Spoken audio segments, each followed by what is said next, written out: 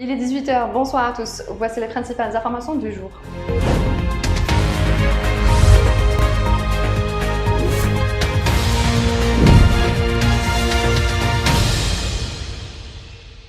Sonatrach annonce aujourd'hui, mercredi, le commencement de l'exploitation de pétrole brut et de son expédition à partir du périmètre Hassi El Khaïs, situé dans le périmètre Berkane. Cette exploitation se fait en collaboration avec la société thaïlandaise pour l'exploration et la production de pétrole.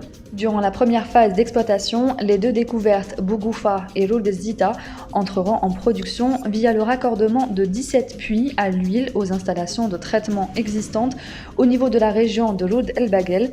La production atteindra durant la première phase 13 000 barils par jour, une seconde phase de développement concernant les 8 autres gisements découverts dans ce périmètre permettra d'atteindre un niveau de production de l'ordre de 60 000 barils par jour. Le Conseil de la Nation tiendra demain jeudi une séance plénière consacrée aux questions orales qui seront adressées à des membres du gouvernement, indique ce mercredi un communiqué du Conseil. Les questions concernent les secteurs de l'industrie, de l'agriculture et du développement rural, de l'habitat, de l'urbanisme et de la ville, et de la santé, précise la même source. Il sera procédé par ailleurs, lors de cette séance, à la validation de la qualité de membre de 3 nouveaux sénateurs au titre de tiers présidentiel, ajoute le communiqué.